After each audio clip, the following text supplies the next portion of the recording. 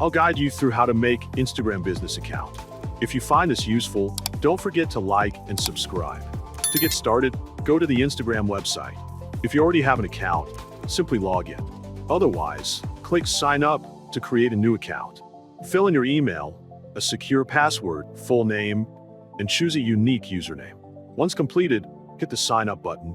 Instagram will then ask for your date of birth. Just enter your information to continue. A confirmation code will be sent to your email, so check your inbox and verify your account. After logging in, you'll be directed to your profile. On the lower left menu, click More, and then select Settings. From there, go to Account Type and Tools. Here, you'll be given the option to switch your account type. Select Business to proceed.